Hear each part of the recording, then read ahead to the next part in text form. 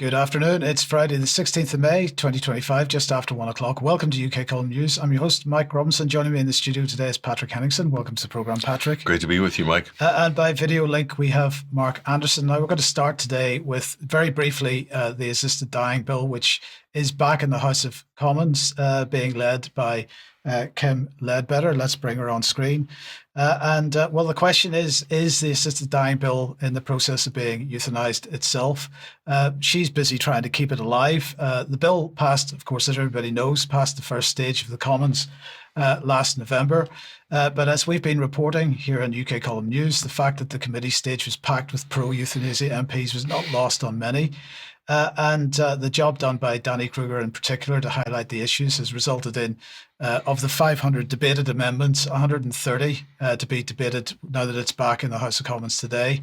Now, most see this as an assisted dying bill, which is dying to be assisted to a quick and painless end.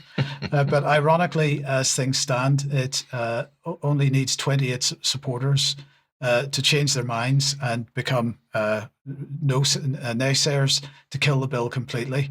There's basically no chance of the bill passing today, and if it's not killed quickly, it will return again in June for another go. But absolute desperation on their part to keep this thing going. Mike, it's like the mold in the bathroom. It's just, you can't get rid of it. It just keeps coming back. You have to change the silicone. Mike, how is this bill any materially different than the Canadian version?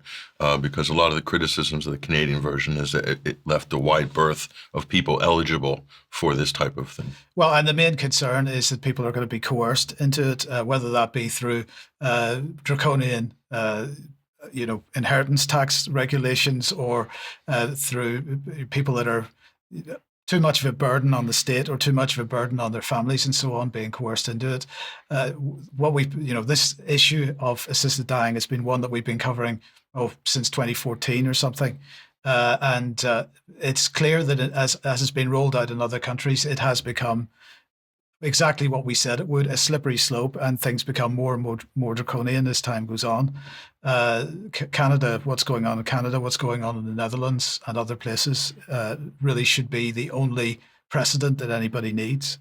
Just quickly, Mike, the most horrifying thing about this is how they're convoluting the argument with economics, with the individual. Oh, you're having a hard time, austerity policies getting you down, not making ends meet. Well, what about this option? Right. That is perhaps the most scary part of how some people are selling this. So hopefully this is dead for now, at least, and the process will have to begin again at the beginning. But let's move on to international issues, Patrick. And of course, the big news internationally has been the US-Saudi meetings. Yeah, well, this is the big historic summit, Mike, in the Middle East here, the U.S.-Saudi Investment Forum, and they're calling them power talks here. Donald Trump, of course, the keynote speaker, the big anticipated address. This is meant to be really the piece de la resistance of Donald Trump's Middle East policy. There's a lot of plates in the air, as you can imagine, between Israel, Gaza, the Iran nuclear deal, Yemen, just to name a few, not to mention courting these Gulf states, Mike. But let's get into it. And here's the keynote speech by Trump. We'll look at a couple of clips of this, but we'll comment on it. But we'll look at this one first. Go ahead. Before our eyes, a new generation of leaders is transcending the ancient conflicts of tired divisions of the past and forging a future where the Middle East is defined by commerce, not chaos, where it exports technology, not terrorism, and where people of different nations, religions, and creeds are building cities together, not bombing each other out of existence. We don't want that.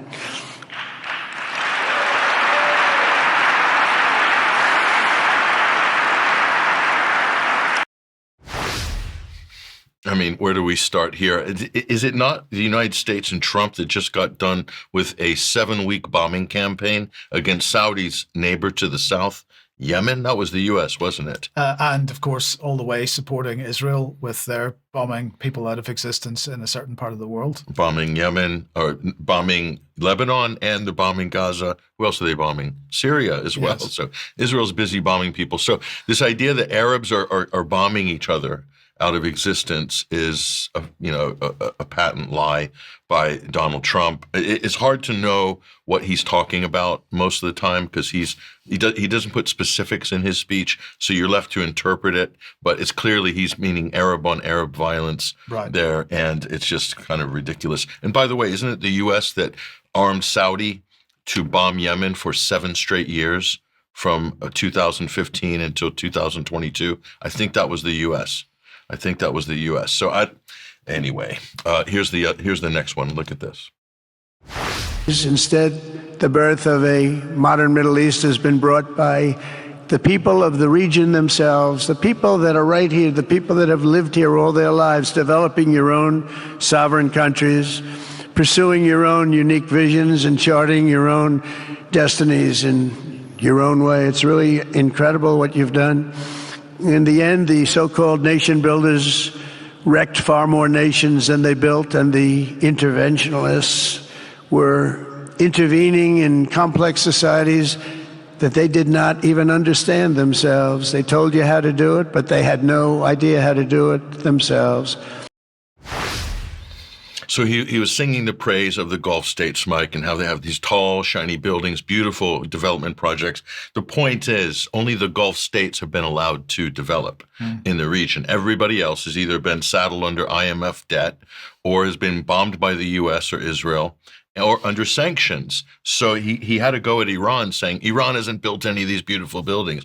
Well, hasn't Iran been under maximum pressure sanctions for 20 years? Right. For what? We don't know. Yes, they have been. So again, in Syria, under sanctions for 14 plus years, that country is completely imploded as a result, leading to the regime change in December. But there's no context in any of these speeches. It's more performative. And that's one of the things that, unfortunately, Trump doesn't really deliver much in terms of substance. But the big question, Mike, the big question before this summit was Giuliani was going to be there, the self-appointed president of Syria. His new name is Ahmed al-Sharar. They've changed his name. He's Saudi-born. He appointed himself the president of Syria. He is the founder of Al-Qaeda in Syria and the deputy of al-Baghdadi at ISIS during that time. Anyway, was Trump going to shake hands with him, Mike? Is he going to endorse this terrorist? Well, let's take a look. Yes, it actually happened. Here, Trump endorses Syria's al-Qaeda terrorist leader al-Jilani right there next to MBS. To me, this is one of the most regrettable photo ops in American history. I will go so far as to say it's even more cringe than anything Zelensky has done in terms of historical significance here. And there's Trump shaking hands with the al-Qaeda founder, the leader, this head chopper, basically, who just a few weeks ago, Mike, this was on the United States Department of Justice notifications, stop this terrorist, $10 million bounty on the head of al-Jilani. Has that been removed yet? I think it has in the U.S. only a few weeks ago. So what happened? Did he have a Damascene conversion on the way, like Saul of Tarsus, on the way to Damascus? I mean, how do you not become the head of ISIS and Al-Qaeda all of a sudden? It's mind-boggling, Mike. And anyway, I'm kind of speechless. Yeah, lost for words. I'm speechless, But it gets worse. He was then asked on a presser on the Air Force One what he thought about this Giuliani, who is currently, while they're shaking hands, Mike, running pogroms, slaughtering Alawites and Christians in Syria this week. His gang of terrorists, HTS, Al-Qaeda terrorists. Here's what Trump had to say. How did you find the Syrian president? Great. I think very good. Young, attractive guy, tough guy. Strong pass, very strong pass fighter. Does that worry you? But he's got a real shot at pulling it together. I spoke with President Erdogan, who I'm very friendly with, and he feels he's got a shot at doing a good job. It's a torn up country. Do you think Syria will join the Abraham Accords? Yeah. Sorry, did I hear him say a young, attractive guy, a tough guy? Yeah, a young, attractive, a strong past, said Trump. A strong past as a wanted terrorist. Okay. I don't know. I think, listen, it's a real slap in the face to any U.S. servicemen who were pushed to the front line of this war on terror that the U.S., Britain, and all these countries were forced to fight by the establishment all of these years. And Trump is basically saying, what a wonderful, good-looking, attractive, with a strong past. I mean, does Donald Trump know what he's saying, or is he completely vacuous? Is he totally clueless to any of this? Are his advisors clueless? Or is this just the height of corruption? It's really hard to tell sometimes with Trump. And I think he purposely makes it ambiguous. But let's just remind people here up on screen. This is Jake Sullivan, former national security advisor. And he's saying quite clearly in this email in 2012, Al-Qaeda is on our side. Al-Qaeda is on our side. And here is James Jeffrey. This was Trump's point man in Syria right here in Trump's first term. James Jeffrey, basically, al-Jawlani's organization was an asset to America's strategy in Idlib.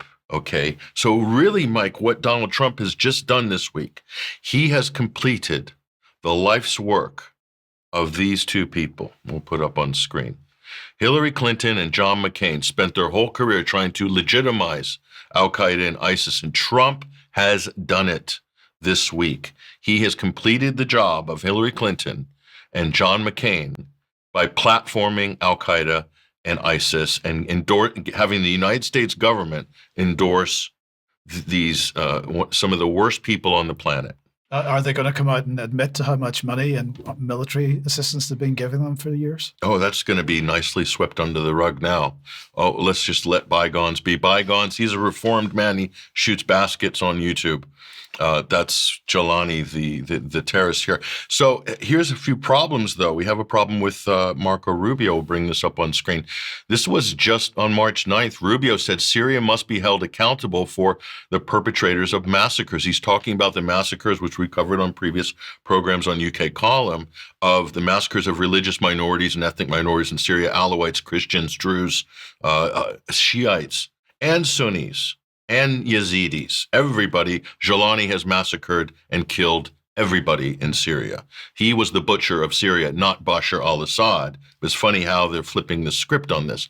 So where's Rubio now? Rubio is in Saudi Arabia. Rubio is rubbing shoulders with Jawlani. So where is Marco Rubio, the Secretary of State? Does he have any principles? Does he have any ethics, any morals? Or is this just all empty talk these days, giving lip service to whoever this week's subject is?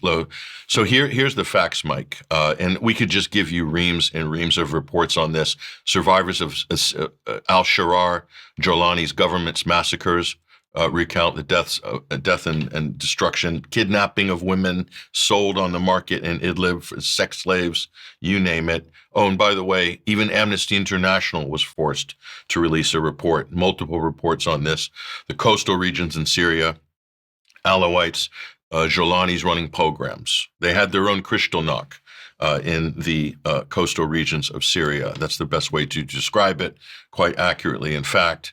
And there's just endless amount of reports like this. And you just have to go here to social media, Mike, and just type in the search bar, Alawite massacre. And that's all we've done here.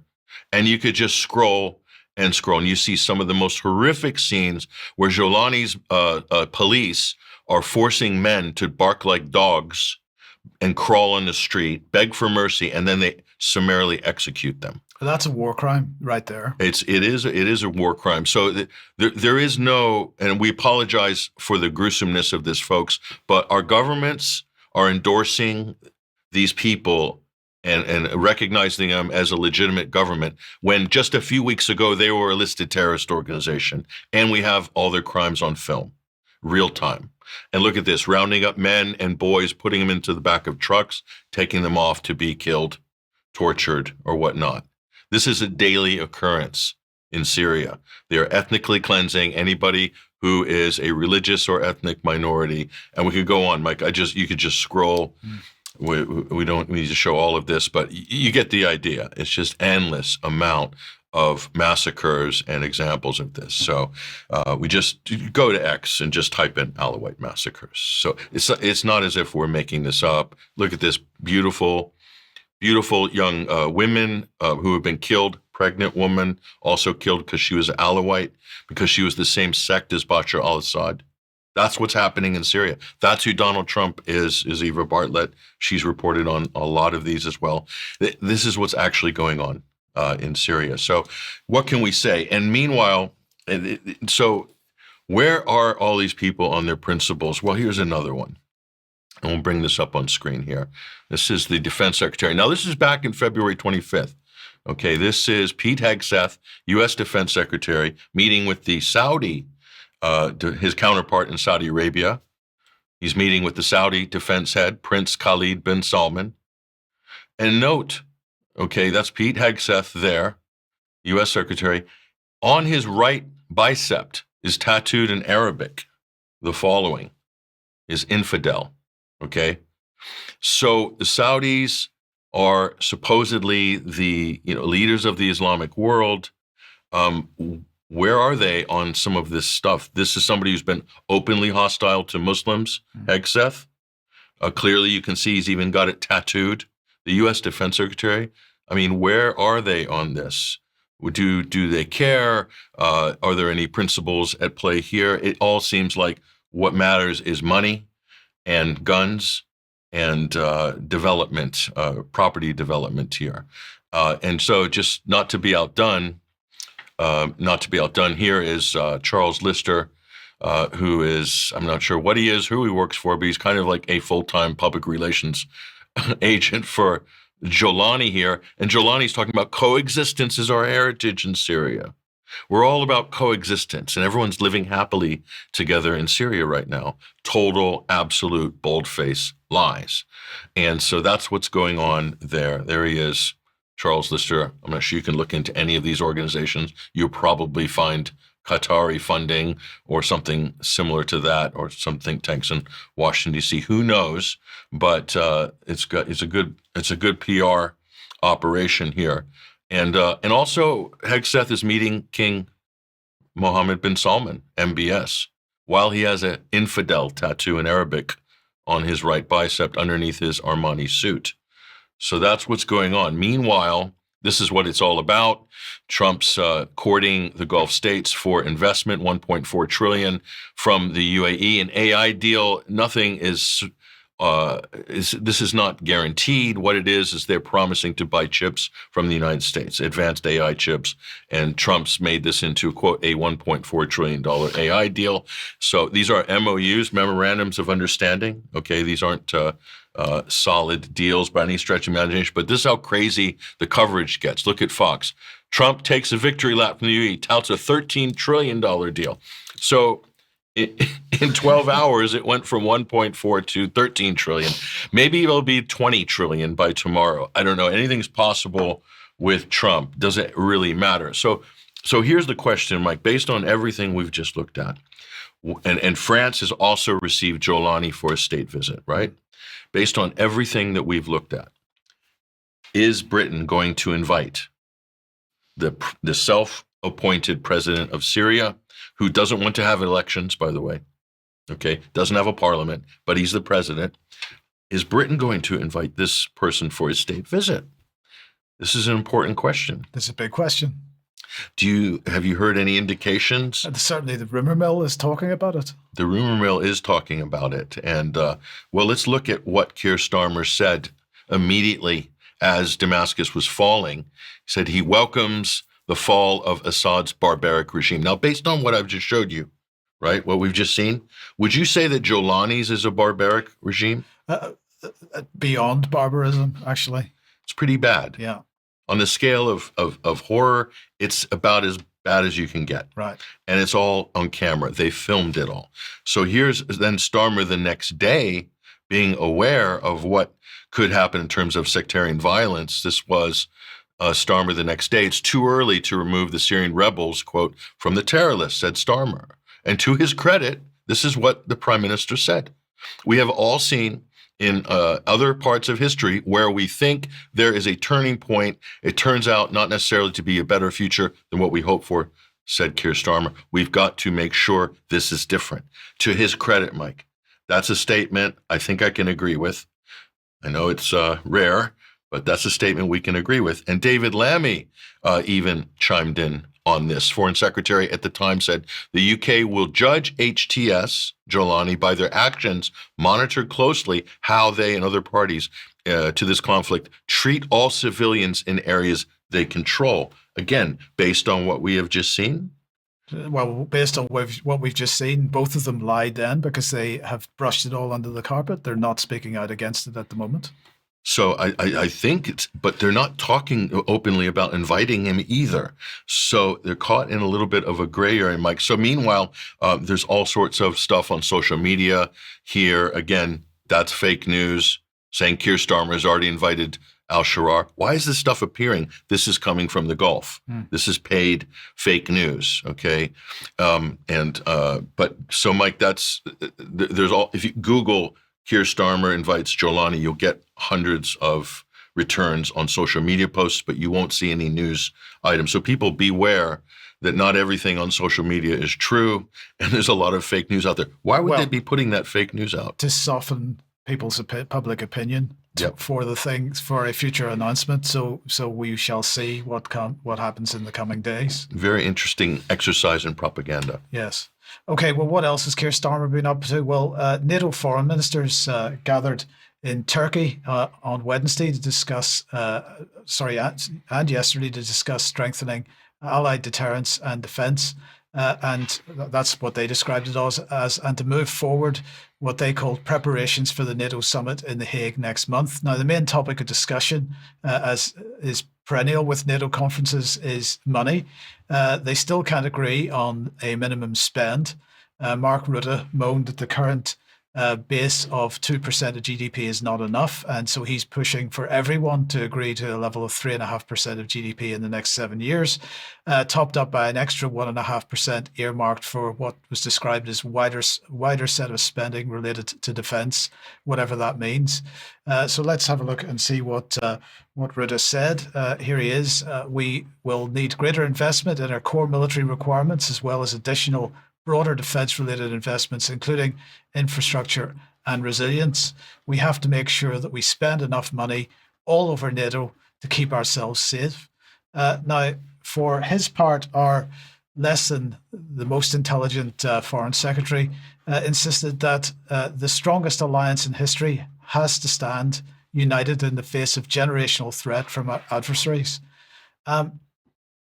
So that would be a generational threat which he and his predecessors in the UK government and his predecessors in NATO created, because they created this. If there is a threat, they created the threat. Or am I completely wrong about that? You're talking about Ukraine, right? The acceleration of the conflict, the war. I'm talking about Ukraine. I'm talking about the whole anti-Russia narrative. I'm talking about even the anti-China NATO. As we know, NATO 2030 is looking towards China as well. So you know, it is incredible to me that they have the gall to make comments like that. As if it was something that they took no part in creating in the first place. And especially when they're not engaging in any diplomacy. They're not doing any talks. They ruled that out for the longest time, didn't they? We're not going to talk to the other side. War, only a military solution is we're going to accept. So again, they're creating the problem, more of it. Yes, indeed. And he went on to say, as myself and my fellow NATO allies also traveled to Turkey, we're united alongside Ukraine in our determination to secure a just and lasting peace by maintaining the war, of course. Now, the NATO meeting followed a meeting of the so-called Weimar Plus. I mean, so this is the embryonic European Defence Union, perhaps being made up of the UK, France, Germany, Italy, Poland, Spain, and the EU High Representative, Kaja Kallas. Okay, so I'm going to say, Patrick, what a brand. I understand you laughing at this, but what a brand. What image does Weimar conjure up? Well, yes, of course, hyperinflation and the wheelbarrow loads of money to buy a loaf of bread. And that's exactly what we're going to get if they continue pursuing this policy. Am I being unfair? I'm shocked, Mike. Of all the names you could choose, you've chosen that one. Are they trolling us? Yeah, I think they are. I feel like I'm being trolled. Yes. By. Well, let's just look at the statement that they made. So they said that we met in London on the 12th of May to discuss Russian aggression against Ukraine and Euro-Atlantic security. On Euro-Atlantic security, we reaffirmed that NATO is the bedrock of our security and prosperity. The alliance has secured peace for over 25 years. The alliance has secured peace for over 75 years. Has it done that? No. Or have we bombed the hell out of half the world? It certainly hasn't done for Yugoslavia, for Central Europe, for Libya, for Syria, for Afghanistan, and for Ukraine. Right. Should I go on? I think there's a few more we missed. But anyway, it went on to say this. An enhanced security and defence relationship between the UK and the EU is key to improving the lives of our people and making our continent more safe and secure, as will enhance cooperation between NATO and the EU on the basis of the 3 joint declarations and greater cooperation with Ukraine. So again, we have this rhetoric trying to reinforce the idea that defence union is not a threat to NATO. This is a narrative they've used from the beginning.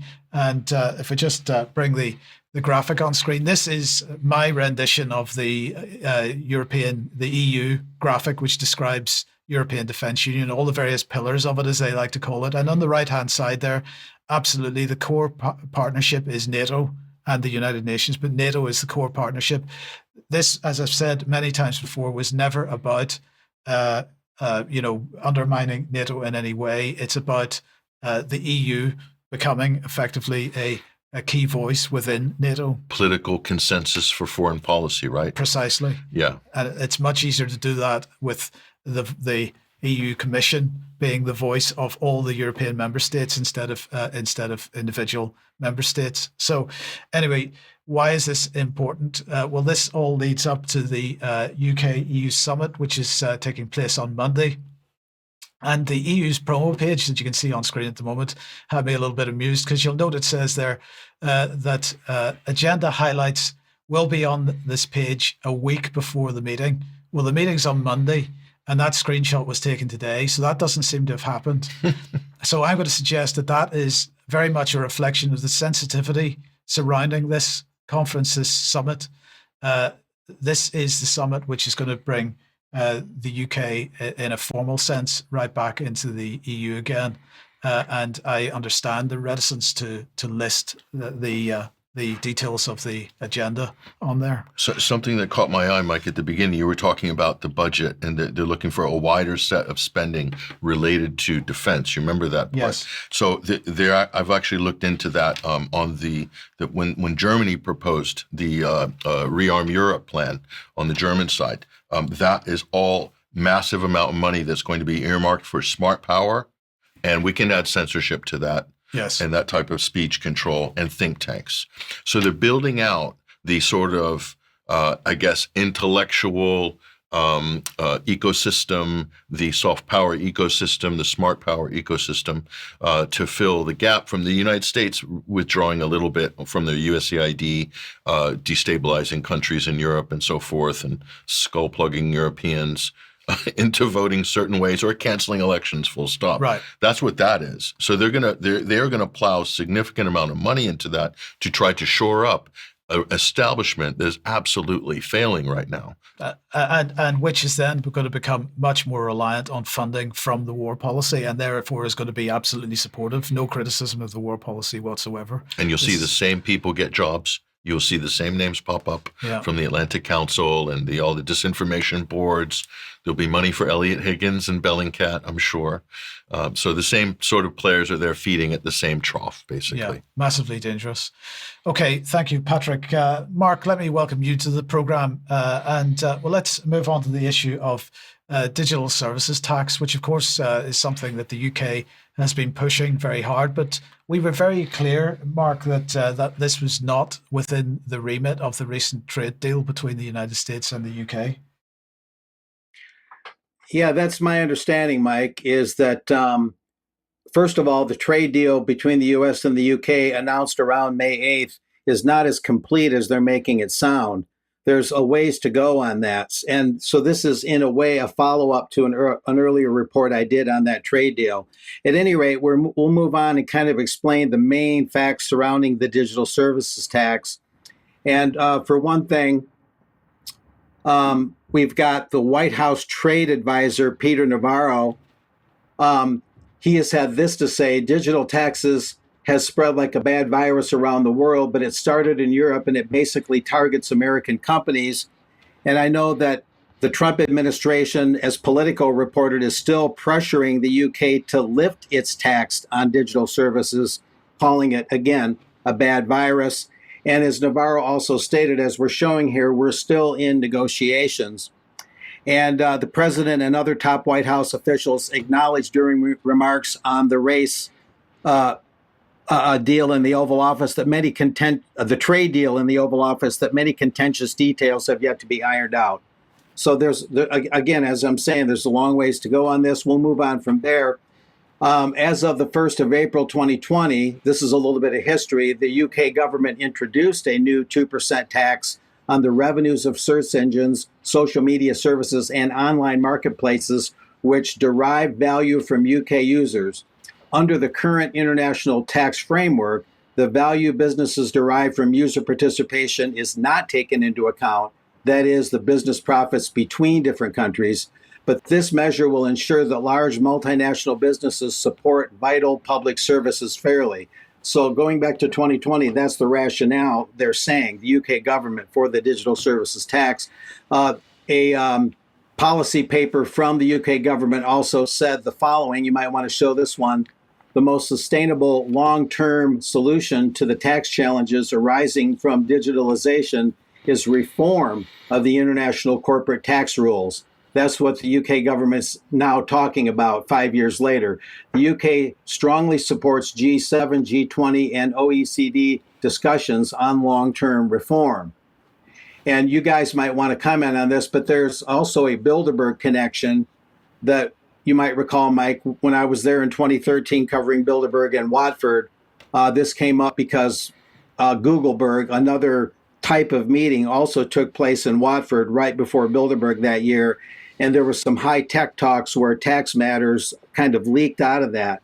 And at any rate, just before that 2013 Bilderberg meeting, the 6th through 9th of June, Google's then executive Eric Schmidt, as we might recall, he was in the UK discussing Google's tax practices. He and the other big tech leaders held that Googleberg gathering in Watford. There was a tax avoidance controversy. At the time, Google and other multinational companies faced scrutiny over their UK tax arrangements. Google paid £6 million in UK corporation tax, we're told, but that still drew some criticism. Schmidt defended Google's tax practices, asserting that the company was adhering to the law and fulfilling its fiduciary responsibilities to its shareholders. And then Eric Schmidt said that if the UK wanted more tax revenue, it should amend its tax laws. And right before Bilderberg, Schmidt also met with British PM David Cameron at the time. So that's the basic facts of it, guys. But I know, Mike, you've had some long-term concerns, as have I, as to whether that tax would actually be levied against those multinationals or just written off, and that there'd be a lot of shenanigans going on and things like that. Maybe you guys want to comment on it as well, especially you, Mike. I know you were watching this issue very closely. Well, actually, we both were at the time, and this has been a long. This is a bit like European Defence Union. It's one of those policies that there's massive pushback against, even though the certain elements of the elites want to see it pushed through as quickly as possible. And this idea of internationalizing the corporation tax regime has been one that's been talked about, as you say, Mark, for 15 years now. It's ridiculous. But I think for me, one of the key points about corporation tax is that it is actually in a sense, a stealth tax on us as individuals, because there's no corporation. The corporations are there to provide shareholder value, and they are not going to reduce their profit-making capability by paying corporation tax out of profits. They'll simply put their prices up, particularly in this sort of cartelized economies that we increasingly have. So they'll stick their prices up for everything in order to cover the cost of increased corporation taxes. But Google, of course, even at that time was telling fibs, shall we say, because they're based in Ireland. They're not based in the UK, because Ireland has a much much softer corporation tax regime than the UK does. Now, what's different about this particular tax is that they're attempting, first of all, they're not attempting to tax profits. They're just saying 2% of any money that we perceive that you make from UK users has got to be paid. So we'll see how that pans out. I think, as you said, Mark, the key point here, though, is that despite the UK government's UK government's claims that this was excluded from the US-UK trade deal, that's absolutely still a matter of negotiation, is clearly the case. Yeah, they're not going to be making much progress on this because the issues are fundamental. Tax on corporate profits, right? Not on turnover, not on sales. The government's doing sales tax and VAT and things like that, and all they're doing is these companies are reinvesting back into grow their operations, bigger office buildings, bigger brand presence, right? To help their sort of image and things like that. But it's funny, Mike, a lot of this stuff was taken care of with TPP and TTIP, but of course that didn't make it past the post. So again, we're back to, for different reasons, by the way, but yes. It was still part of that package. And so we're back now teasing out pieces of those all-encompassing international, transnational corporate deals. Right. From before. But the 2% is interesting because that brings it right along normalization with the WTO standards. Again, but who's going to pay and who's going to bear the cost? Well, we're going to bear the cost. We are, absolutely. And the government might charge a sales tax, the corporations might pay a little more, but we're going to end up footing the bill, aren't we? We are, yes. Yeah. Mark? Yeah, there's not only the cost push inflation thing where that cost will be passed on to us, but now I'm recalling, Mike, that I think you were also concerned, as was I, back when Bilderberg was happening, that by making an international tax entity, if you will, they'll create a whole nother tax authority that then would have a much longer reach than individual national tax authorities. I think that was the other concern, if I'm not mistaken, back in 2013. Just who and what would be this international tax authority? What kind of reach would they have beyond corporations to individuals and smaller companies? Would they suppress smaller companies in favor of the bigger companies having even more monopoly power? That would be another, at least general concern to look at. And I think we thought about it back then. Yeah. Okay. Yeah, a global slush fund is the big fear in the background. Yeah. Absolutely. Thank you, Mark. Right, we're just going to move on to the ad break in a second, but just before we do that, Kenny, can I just ask you to fix the studio clock for us, because we're going to be a bit lost in a second if you don't. But anyway, thanks, Mark, for that. Okay, if you like what the UK column does and you'd like to support us, please do so. The website is support.ukcolumn.org. You could make a donation. You can join us as a member, and if you do join us as a member, you will get access to UK Column News Extra, which follows each live news program. Pick something up from the UK Column shop, or if you buy something from clive2carl.com using the link here, we do get a small percentage of those deals. So thank you very much for anybody that does that. If you can't do that, that's absolutely fine, but please do share, at the very least, everything that you find on the UK Column website. Please do share it from the UK Column website if you can.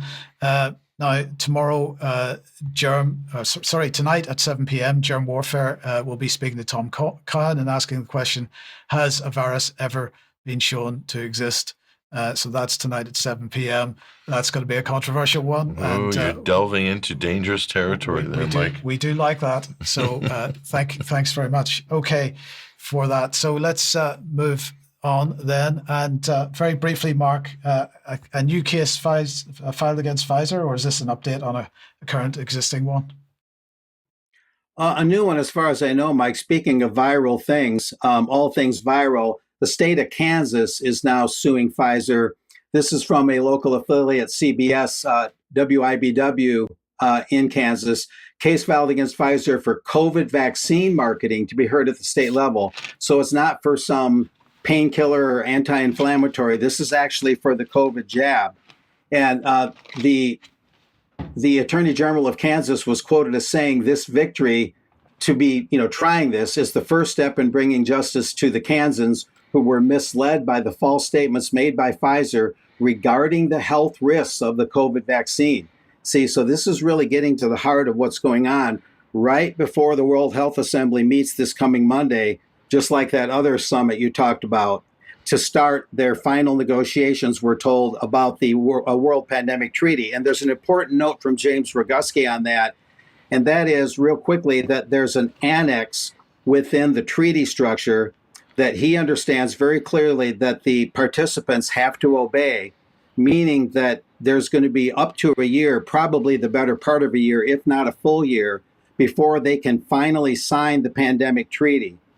It's a regulatory governance mechanism within the overall talks, which buys a lot of time for those that are concerned about this treaty and want to oppose it.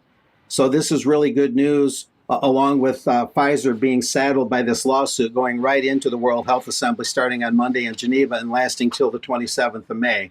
And there'll be more in extra. You can still sign the petition to repeal the PrEP Act and remove the liability protection for Big Pharma. So it's a positive development for those that are really concerned and want to be activists on this issue. Thank you, Mark. Okay, let's move on to propaganda, really. And what's quite incredible has been the level of propaganda coming out of the mainstream press for war. And here's just one example of it from the BBC. So mainstream press going all out to promote a war narrative, particularly against Iran. So the BBC here claiming to have seen court documents from Turkey and the United States, which they say contain evidence that Iran has been hiring criminal gangs to carry out killings on foreign soil. So I'd like to get a definition for what evidence means in this case. There's no suggestion of criminal conviction. There is no report of a prison sentence for anyone alleged to have murdered anyone. And we've got to remember this is the same BBC that regurgitated evidence of yellow cake, the same BBC that regurgitated evidence for chemical weapons in Syria, and so on. But meanwhile, in the United States, here's Fox, and they have claims to have evidence of secret nuclear weapons facilities in Iran. And this evidence, they say, comes in the form of satellite images. Their source is the Iranian opposition group, the National Council of Resistance of Iran, which claimed a previously undisclosed facility, which they dubbed the Rainbow Site, has been operating for over a decade to extract tritium, a material used in advanced nuclear weapons, according to Fox. Now, tritium is also used for a host of other activities, including as a medical marker, for luminescence on watches, for gun sights, a whole bunch of other applications for it as well. But anyway, in this context then, it's perhaps unsurprising that the mainstream press is basically bankrupt here in the UK. And as a result, the UK regime has announced its latest attempts to maintain mainstream narratives with a couple of decisions. The first one is the lesser of the two, is to extend the ability for government to scrutinize mergers and takeovers, to extend that to online news websites and magazines. And they say this reflects modern news consumption habits, and they highlight Ofcom's reporting that 70% of UK adults are saying they consume online news in some capacity. And so the UK government is saying that these expanded powers will allow greater scrutiny of takeovers that might negatively affect accurate reporting, freedom of expression, and media plurality. Try not to laugh as you hear that. And they say that these are essential to the UK's democracy. Yes. Okay. Well, that in and of itself might seem that significant, but the secondary announcement was that they've also introduced what they describe as targeted exceptions to allow certain state-owned investment funds, such as sovereign wealth funds or pension funds, to invest up to or to take control of up to 15% in UK newspapers and news periodicals. And they claim this is to address concerns that a foreign sovereign wealth fund could buy up a UK newspaper. Now, this follows the furore over the possibility of UAE buying the Telegraph, which is basically bankrupt. But it's mostly about making sure that foreign money can still come into the UK to keep the mainstream media going here. Now, what's of note is that this 15% number is 3 times what was originally conceived, and the increase followed lobbying from the publishers of the Daily Mail, the Times, from Lord Rothermere, and from Rupert Murdoch. So there's already massive pushback. There's already massive pushback on this from the Commons and the Lords against the idea of a 15% stake being taken by any foreign state actor. But what is clear is the sheer desperation from the media barons here that their publications need funding and that the funding is not coming from the United Kingdom. And well, I'm going to suggest, Patrick, that maybe they wouldn't be in this position if they were selling news and not propaganda. Yeah, proper news and analysis, not the sort of propaganda we just watched. By the way, Mike, the National Resistance Council of Iran, they had those satellite images that you just showed. Yes. That's actually what they mean is the MEK, the Mujahideen al-Kek, a designated terrorist organization, basically holed up in Albania, backed by the CIA and Israeli intelligence. That's the source for the Fox secret nuclear sites, believe it or not. Brilliant. So great source. Well done, Fox. Yes, indeed. Mark, let's come back to you then, and back to the United States, or at least partly back to the United States, because Donald Trump recently has said that it's great that anybody that's Afrikaans can come from South Africa and become a US citizen almost immediately. What's this all about? Well, it's a contentious issue, that's for sure. There's a broad range of views on it across the news spectrum, but the essentials for today are that Trump said at a White House news conference recently that he's allowing, and this is the number we're given, 49 so far, white farmers from South Africa, mainly of Dutch descent, to come to the U.S. as refugees because of what he believes there's a genocide taking place because of that. He claimed that in post-apartheid South Africa, white farmers, those of that extraction, largely Dutch, are being killed. And Trump plans to address the issue with the South African leadership. And there's a meeting upcoming on that on the 21st of May, we're told. Trump was quoted as saying, and we're going to see a video in a second, he doesn't care whether the South African farmers so affected are white or black. But at a time when the administration has sought to halt refugee admissions from many other countries undergoing political upheaval, Trump is still saying the U.S. has essentially extended citizenship to South African farmers. So that's the rub, is that Trump has been very, very resistant to a lot of refugee admissions and things like that, except for this. And it also involves Gaza and the stark difference there. So there's a lot of controversy there, and it seems that Trump could have played this a little differently. But at any rate, there's a video here, and we'll move on from there. I want to ask you about South African refugees. Dozens of Afrikaners who claim discrimination in their home country are heading to the United States, Right. where your administration is going to welcome them as refugees. Now, this comes as you've halted virtually all refugee admissions for people fleeing famine and war from countries like Sudan and the Democratic Republic of Congo. Why are you creating an expedited path into the country for Afrikaners but not others?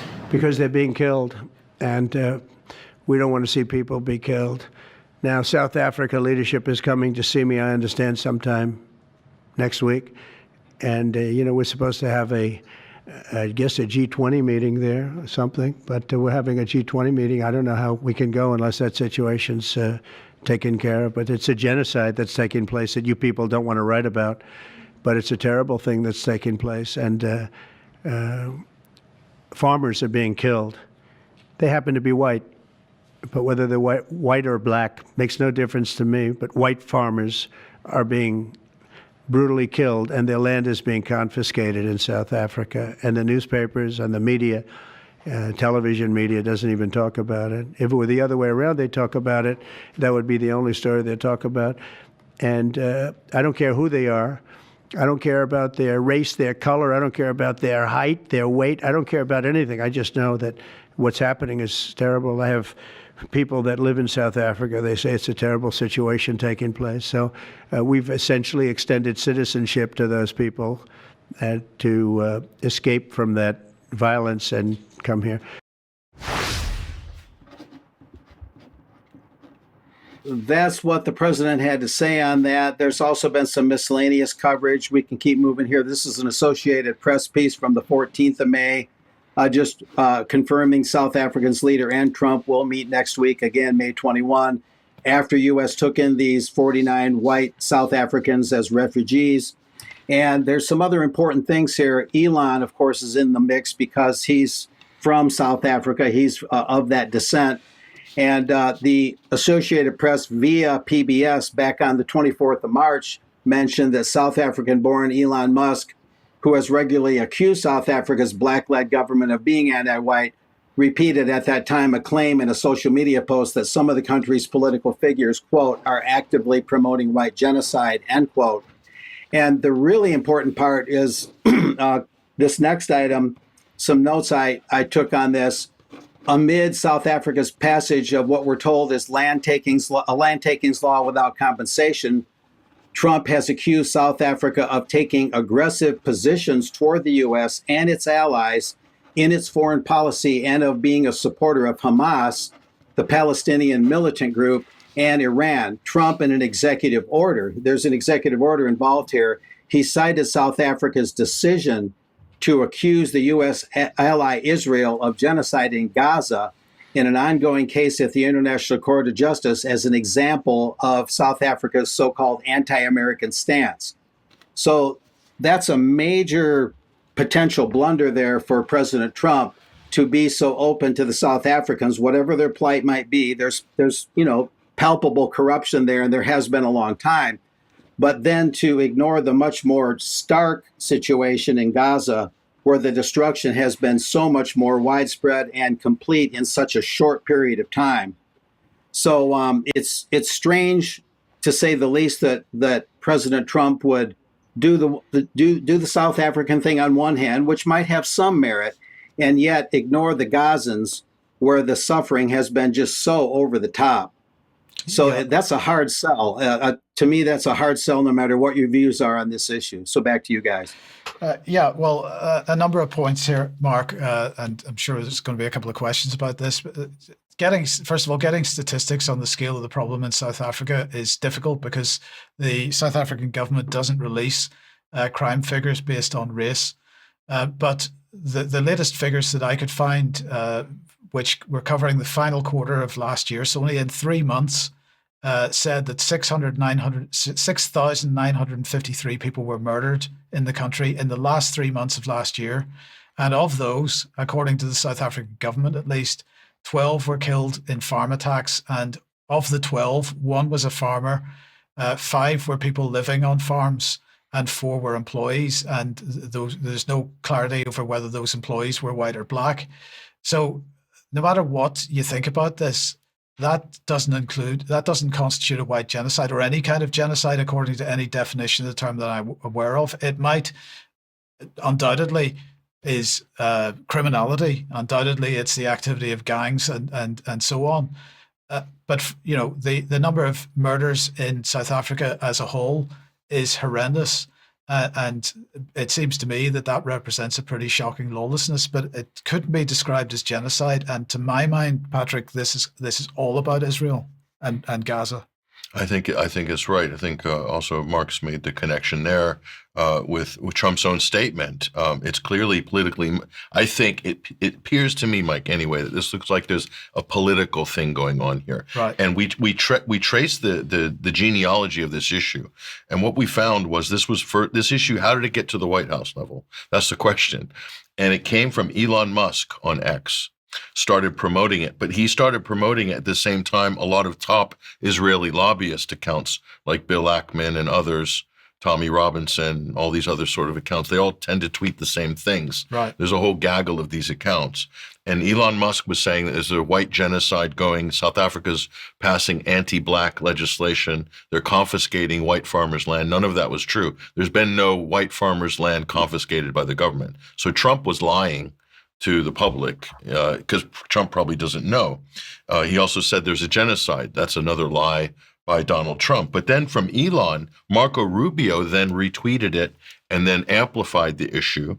And that caused a retaliation by South Africa diplomatically, which caused a diplomatic tit for tat, which has led us to this position by Donald Trump, having to have an emergency meeting with South Africa's leadership next week to try to resolve this issue.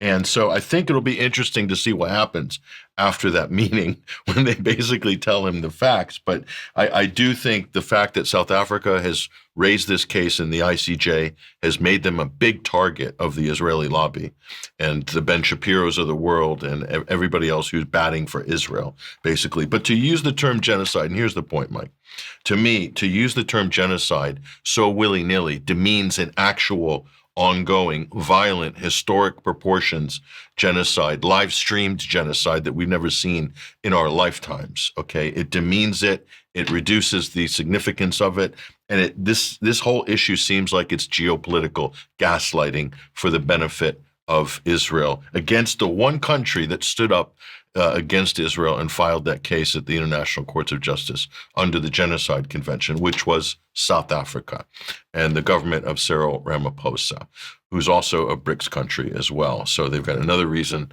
maybe to not like them as well. But that I think there's a lot of big-time, heavy-duty politics going on with this issue, and it'll be interesting to see what happens next week. Okay, well, we'll talk more about this in Extra, I've no doubt. But thank you, Mark, for that. Now, sticking with the migration thing for a second, here's Starmer, because he was in Albania yesterday, ostensibly stepping up efforts, this is their language, stepping up efforts to tackle illegal migration, as if that's the biggest immigration problem that Britain has, because we have to focus on illegal migration so that no one is looking at the much bigger problem of regular migration and the impact that that's having on this country, because we're not investing on, amongst other things, we're not investing in infrastructure properly and so on. But the headline from that part of the visit is yet another demonstration of the fact that the UK is governed by a UniParty, because he announced his version of the Tory Rwanda policy for deportations, although he didn't say which country would host the so-called return hubs that refused asylum seekers are going to be sent to. So here he is with a straight face, just producing exactly the same policy that the previous Tory regime had, and as if it's another one of the changes that he was elected on. But anyway, this was all cover for more UK-EU discussion, including on defence, as he attends the European Political Community Summit. And this is happening today. He's going to convene a roundtable on defence and security and continue conversations on innovative solutions, his words again, innovative solutions to the challenge of illegal migration. But defence and security, Mark Rutte is going to be there. There's going to be a lot going on around this reset of UK-EU relations, and it's not getting enough scrutiny, in my opinion, in the mainstream press at least, or amongst many commentators. Is Starmer trying to occupy a little bit of reform territory on that patch of the issues platform? Certainly get the feeling he's smarting a little bit there and feeling the need to respond to what reforms say. Yeah, to stop the hemorrhaging of the labor base. Yes. The further hemorrhaging. Mark, back to you then. And there seems to be some question over whether Trump is going to remove funding from FEMA. Yes, the infamous Federal Emergency Management Agency, no fooling, created April 1st, 1979 under Carter. It's been the subject of much patriot lore over the years. We've all heard about allegations of FEMA camps where resistant and rebellious Americans might be kept in the event of societal breakdown, whether it's man-made or not. This has been sort of an urban legend, or maybe a little more than that, for many, many years. But now there's a council being formed. We can show this executive order title page from the White House. They're going to form a council to assess the Federal Emergency Management Agency and take a look. Is it really doing us any good? Is it worth the money? And at any rate, despite obligating nearly $30 billion in disaster aid each of the past 3 years, FEMA, according to the White House, these are excerpts from the executive order, by the way, FEMA has managed to leave vulnerable Americans without the resources or support they need when they need it most. FEMA therefore requires what the White House is calling a full-scale review, and this new council will carry out that review, and that will be consisting of individuals highly experienced, the White House says, at effective disaster response and recovery, who shall recommend to the president improvements or structural changes to promote the national interest. But this talk of reform and change, I think, is cover for considering actually getting rid of FEMA. We'll see. With the Department of Education, we learned recently that they weren't quite ready to pull the trigger and get rid of it. So will they or won't they? Northeastern University published a little bit on this. Trump signs the executive order reviewing FEMA, raising concerns over disaster response, because what they're saying is that this could be returned to the state level. And those that support FEMA, even though they're saying it's not perfect, are basically saying we might do worse without them when really bad weather happens. At any rate, this executive order follows Trump's visits to North Carolina, where Hurricane Helene hit, and he visited fire-stricken areas of Southern California. And that's when Trump reportedly suggested eliminating or downsizing FEMA. And according to this executive order, also, this council, which would be called the Federal Emergency Management Agency Review Council, chaired by the Homeland Security and Defense Secretaries, defense is in there, will assess FEMA's effectiveness over the past 4 years, comparing its response to state government and private sector efforts. And I'll just note, it's a noteworthy historical note that this is the 20th year since Hurricane Katrina in New Orleans, where FEMA was accused of widespread abuses of property and residents there. And there were also claims of disarmament schemes going around house to house, disarming people, asking them to turn in their guns. Some things were true. Some things might have been a little bit exaggerated. But FEMA got a black eye during the years of Katrina 20 years ago, and they haven't been able to totally live it down since. So it's not just the recent fires and Hurricane Helene. It's a deep-seated distrust of FEMA that goes back at least as far as Katrina 20 years ago. So we'll see what happens. But this would be a fairly major change if they carry it all the way through via that council. So that's it for today. Thank you, Mark. Any brief comments? On that story, no, but I was watching the chat, and I normally don't comment on the chat, but somebody is basically saying that I'm wrong about land seizures in South Africa, a number of users, and they're citing Visegrad 24 as their source. Visegrad 24 is an Israeli-backed propaganda outlet, pro-genocide, and also have been campaigning for the Ukraine war, pro-Ukraine war, since the beginning. In fact, before the war, they were campaigning for a war. So that is an actual propaganda outlet. So, and the other thing they say is you need to look on Telegram. There's people from all over the world in chats. Telegram is not a reliable news source. It is also a source of massive fake news and propaganda. When you're talking about the South African government seizing land of white farmers because they're white farmers and so forth, a lot of the reports that people are citing in the chat room are not actually factual, and they're devoid of context. If you actually go and look at the legislation that started this furor that Elon was tweeting about, it's very clear in that legislation they're repealing a 74 apartheid era land appropriations piece of legislation, modernizing it, and it's under the guise of eminent domain. United States, we have eminent domain laws, as do the UK and other European countries. All countries have eminent domain laws, and there are certain guidelines and rules for compensation for whether a land can be taken by the state for whatever reason. There is a process there, and that's outlined in that legislation. Okay, it's on the government's website. So go to the South African government's website and see for yourself. Okay, thank you for that.